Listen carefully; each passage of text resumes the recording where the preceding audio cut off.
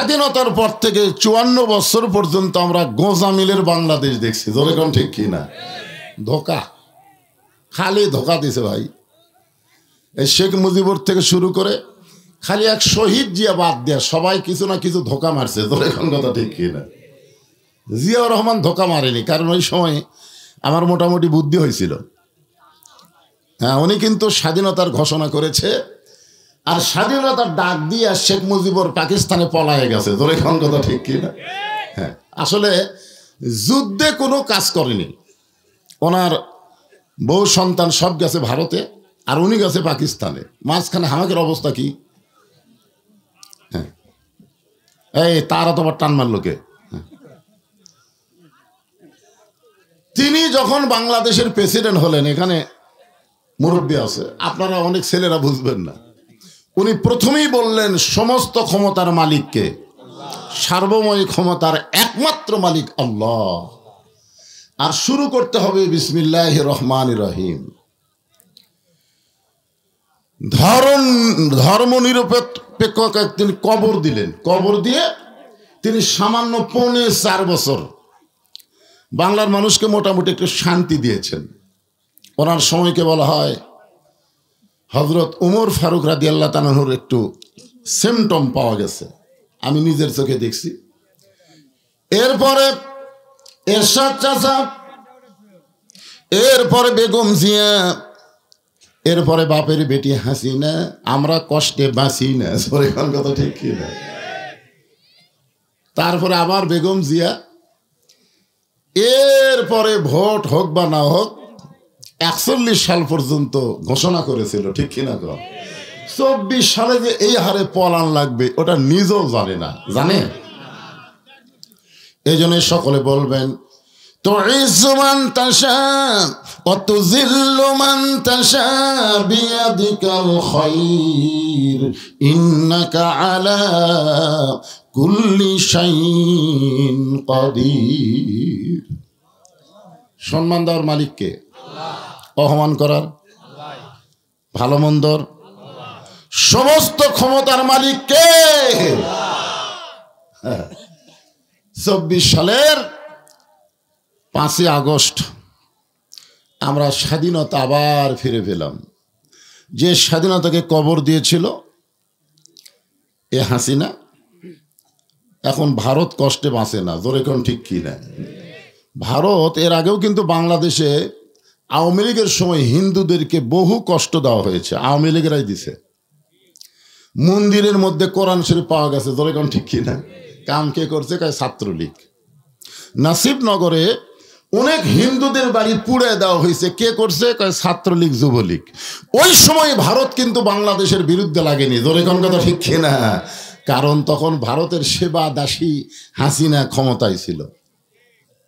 কিন্তু লা ইলাহা ইল্লা আনতা সুবহানাকা ইন্নী কুনতু মিনাজ জালিমিন, বিপদে পড়লে মানুষ কোন দোয়া পড়ে? এ দোয়ার নাম কি? কথা খায় না। এই ডক্টর মোহাম্মদ ইউনুস যখন ক্ষমতার চেয়ার পেল, তখন থেকে ভারত যা শুরু করলো ভাই। কেন করলো? এই করার পিছনে আল্লাহর কোরআনে কি কোনো কথা নাই? অবশ্যই আছে।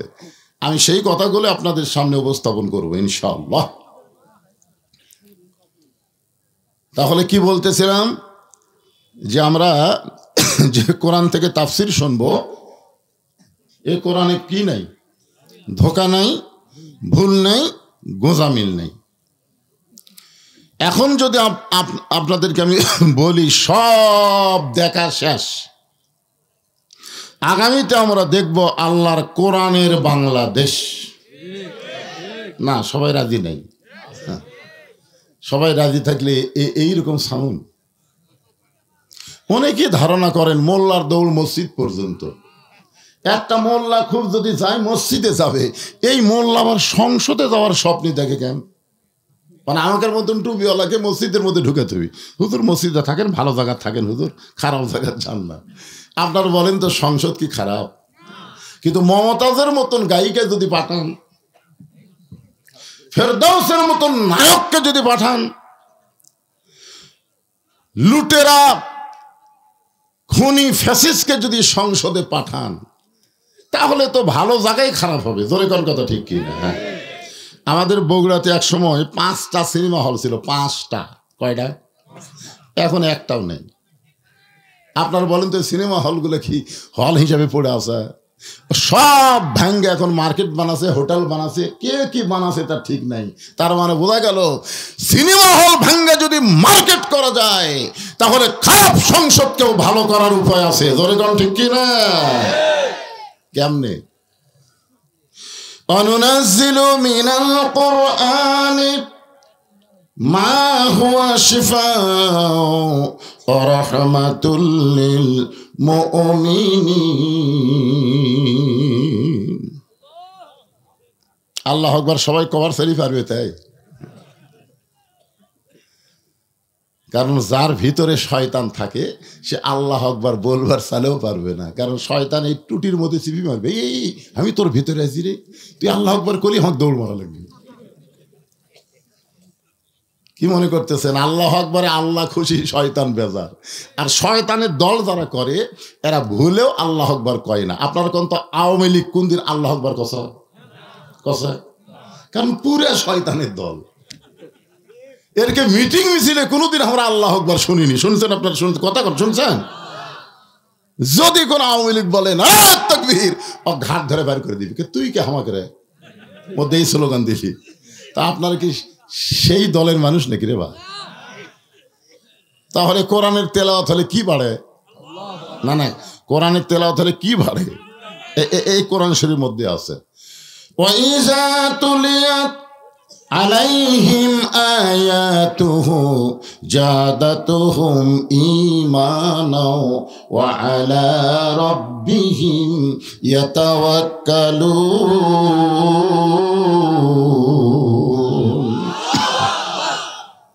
আল্লাহর কোরআনে আল্লাহ বলতেছেন সব সমস্যার সমাধান দিতে পারে আল কোরআন। এটা কি আমার কথা না আল্লাহর কথা? তাহলে দুই একজন বলবেন না সবাই বলবেন? সব সমস্যার সমাধান হলো না। এরকম ফেস্টা স্লোগান দিয়ে মালওয়ানের জাতকে পরাজিত করা যাবে না ভাই রে। ভারত এমন হুমকি মারছে, আজকে আবার বলতেছে যে বাংলাদেশের কিছু অংশ নাকি ভারতের, এইগুলা এই সুযোগে ওরা দখল করবার চায়। ব্রাহ্মণবাড়িয়ার মুসলমান খালি লাঠি বানাছে আর ফলা বানাছে। আয় রে মালওয়ানের জাত। আমরা যখন আল্লাহু আকবার কয়ে মারবো, তোরা ভগবান কয়ে কুটি লুকাবো, কারণ ভগবানের অস্তিত্বই নাই। ধরে কোন কথা ঠিক কি না? হ্যাঁ, এই স্লোগান দিয়ে হবি না ভাইজান। আমি যেই বলবো সব সমস্যার সমাধান, সবাই বলবেন দিতে পারে আল কোরআন। সব সমস্যার সমাধান দিতে পারে আল কোরআনের আলো। না ঘরে বলাই যাবে না। হ্যাঁ, যদি সংসদে বলতে কারো সমস্যা হয় তাহলে আপনি বলবেন সব জায়গায় জালো। আপনার বলেন তো সব জায়গার মধ্যে সংসদ আছে না নাই? হ্যাঁ, আমার মায়েরা বোনেরা পর্দার অন্তরালে যারা বসে আছেন তাদেরকেও লক্ষ্য রেখে আমি আলোচনা করবো ইনশাআল্লাহ। এখন আসেন, আমি যে আয়াতে কারিমা তেলাওয়াত করেছি, আমাদের বগুড়াতে কোনো মানুষ যখন মারা যায়, বগুড়া মরার খবর শুনে সকলে বলে ইন্না লিল্লাহি ওয়া ইন্না ইলাইহি রাজিউন।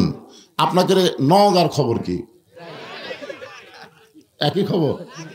আপনার সত্যি করে বলেন তো আওয়ামী লীগ মরলে কি কয়?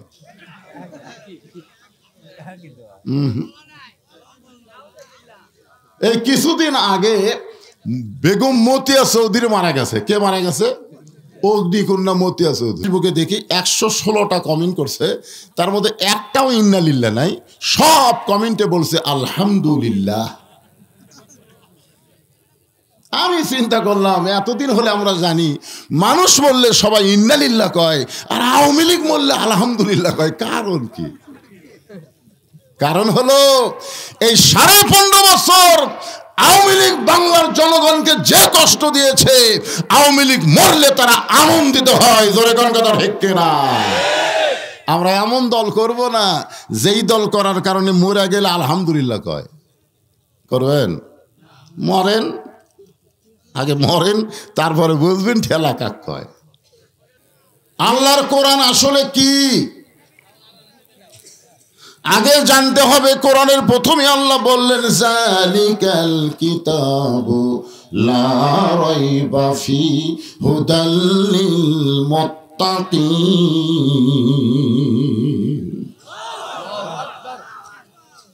এমন একটা কিতাব আল্লাহ আমাদেরকে দিলেন যে কিতাবের মধ্যে কোনো সন্দেহ নাই।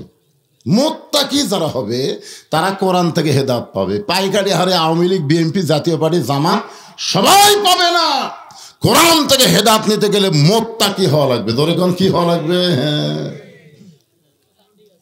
হ্যাঁ, এই জন্যে আমরা সবাই মুত্তাকি হতে চাই। মুত্তাকি হবার গেলে 1 নম্বর গুণ হলো আল্লাযীনা ইউমিনুনা বিল গায়ব, অদৃশ্যের প্রতি বিশ্বাস স্থাপন করা লাগবে। আমরা আল্লাহ দেখছি নাকি? দেখছেন? আসরের নামাজ পড়ে জমি ধান দেখবার গেছে, যা দেখে ওপর জমির পানি চলমল করতেছে, নিচে আর জমির পানি নাই। ওপর জমির পানি এত, নিচে আমার জমির পানি নাই, কি করি? তখন চারিদিকে তাকাছে, তাকে দেখে কেউ নাই। আস্তে করে বসে আল কাটে দিচ্ছে, আল কাটে দিয়ে ওই পানি দিয়ে হাত ধোছে, ধুইয়া চারিদিকে তাকায় বলতেছে আলহামদুলিল্লাহ, কেউ দেখেনি। আপনারা বলেন তো, এর অদৃশ্যের প্রতি বিশ্বাস আছে? যদি থাকতো তাহলে ওর মন কি বলতো? কেউ না দেখলেও কে দেখতেছে, আর লিখতেছে কে? লেখার কেউ নাই। তোমার 2 কান্দে 2 মোহরি, লিখিতেছেন ডায়েরি, দলিল দেখে রায় দিবে টাকা পয়সার নাই কারবার। কিরামান কাতিবিনা ইয়ালামুনা মা তাফআলুন।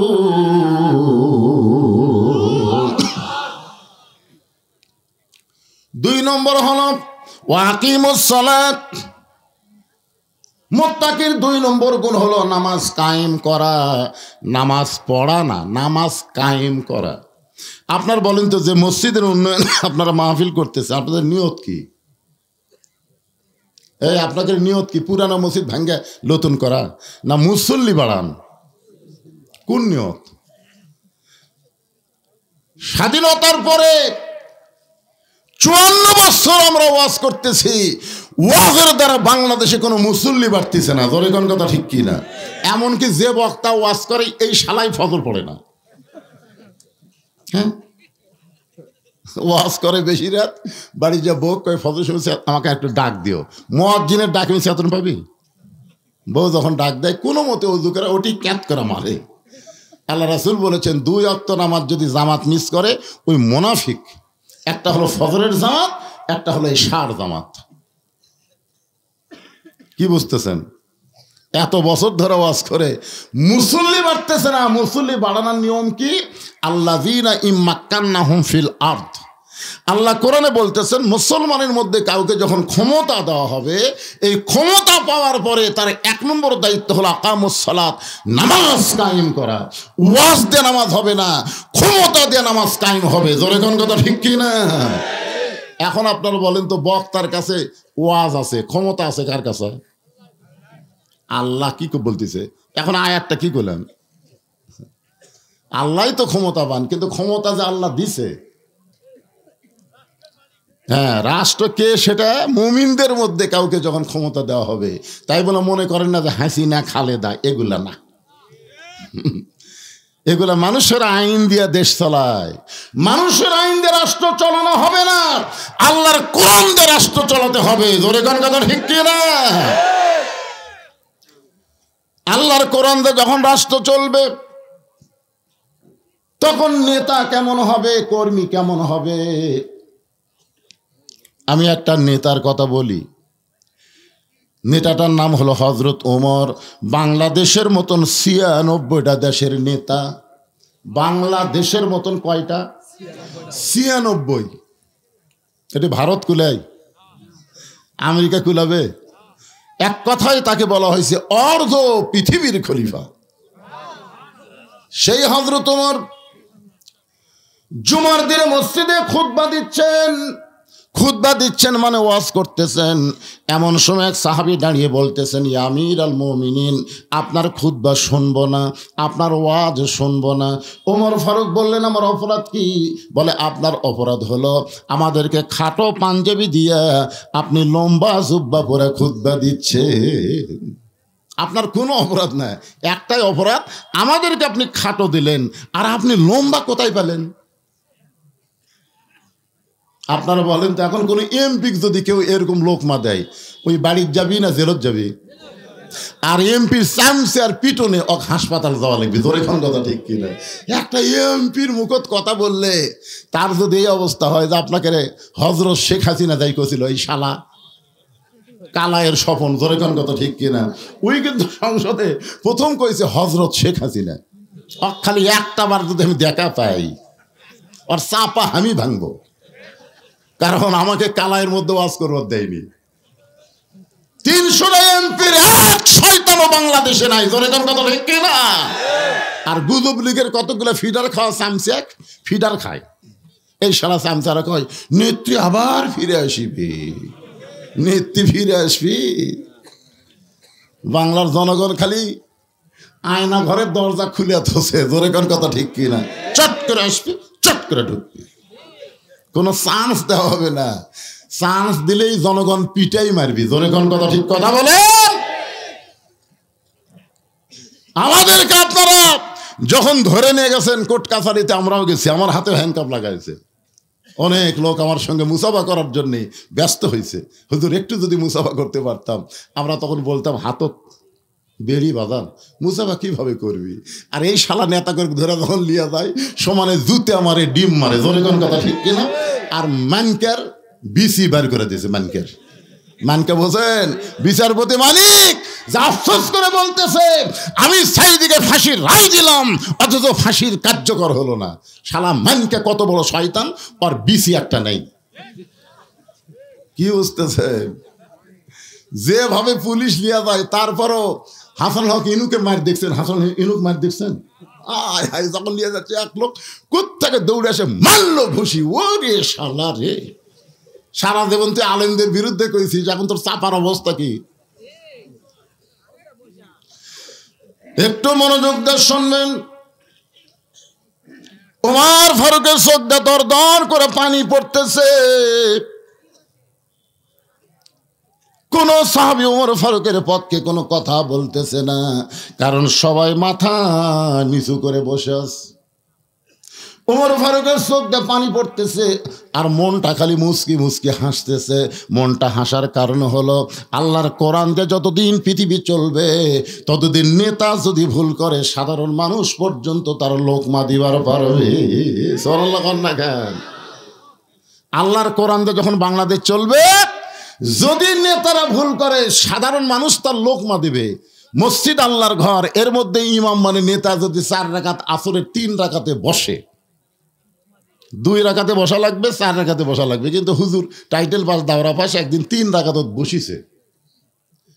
এমন সময় ভ্যানালা, ওই আমার রাকাত বোঝে, কখন বসা লাগে না বোঝে। ওই কে রে 2 রাকাতে বসে, 4 রাকাত বসে, 3 রাকাত হুজুর বসলো, এই মনে করে আল্লাহু আকবার। ইমাম বলতেছে 41 সালের আগে উঠবো না, তুই যতই লোক মাদে আমি উঠবো না। এই মনে করে ইমাম যদি বসাই থাকে, আপনারা বলেন তো মুসল্লিরা কার পক্ষে হবে? নেতার পক্ষে হবে না ভ্যানালার পক্ষে হবে? কেন হবে? কারণ মসজিদে কারো বাপের আইন চলে না, মসজিদে আল্লাহর আইন চলে। আল্লাহর হুকুম, নবীর তরিকা মোতাবেক যদি ইমাম নামাজ পড়ায়, আমরা তোমাকে নেতা মানবো।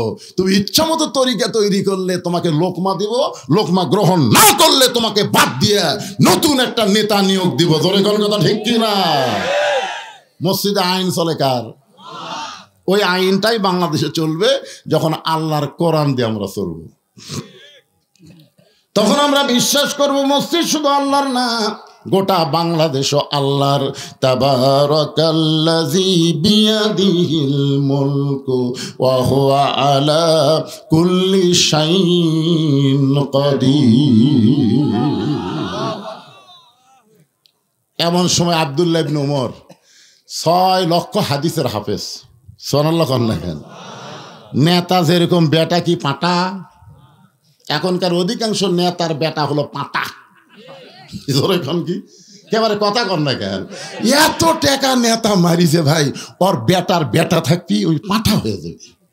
সবচাইতে বড় পাটা হলো হাসিনার পাটা। ওরে কোন কার পাটা, কার পাটা? শালা মুসলমান তো বিয়ে করার পারেনি, একটা খ্রিস্টানের বিয়ে করছে পাটা। রে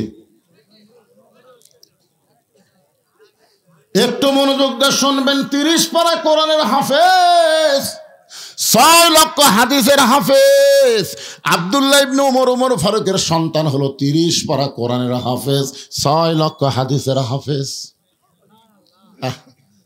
বাপের সামনে গিয়া কানতেস। রে নবীর সাহাবীরা শোনো, আমার বাবার খুতবা বন্ধ করে দিলে বাবার জুব্বা লম্বা হওয়ার কারণে তোমাদের পাঞ্জাবি খাটো।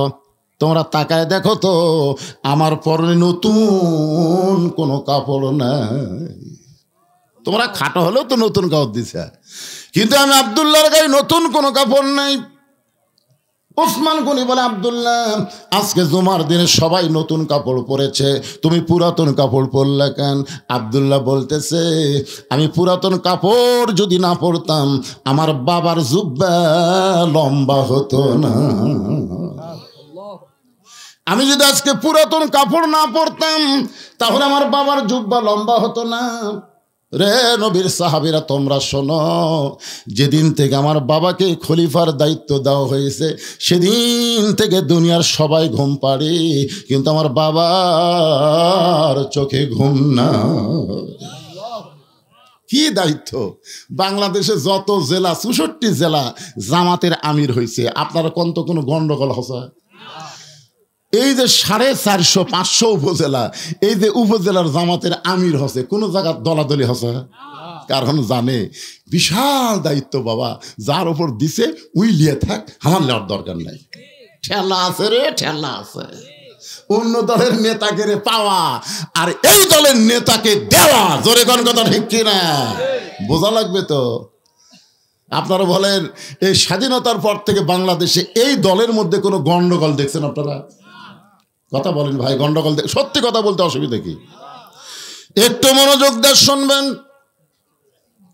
ওমর ফারুকের ছেলে আব্দুল্লাহ বলতেছে, দুনিয়ার সবাই যখন ঘুমায় গেছে এমন সময় আমার বাবা চুপি চুপি আমার ঘরের দরজায়, আব্দুল্লাহ আমি দরজা খুলে দেখলাম বাবার হাতে নতুন একটা পাঞ্জাবি।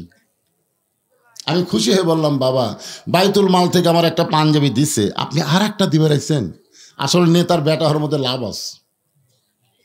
সঙ্গে সঙ্গে ওমর ফারুক কোরআন থেকে তেলাওয়াত করলেন, ইন্নাল্লাহা ইয়ামুরুকুম আন তুআদ্দুল আমানাতি ইলা আহলিহা ওয়া ইযা হাকামতুম বাইনান নাস আন তাহকুমু বিল আদল। আল্লাহু আকবার। ওমর ফারুক যে কোরআন থেকে তেলাওয়াত করলেন, আপনার বুঝতে পারছেন? বুঝেন না? আব্দুল্লাহ রে,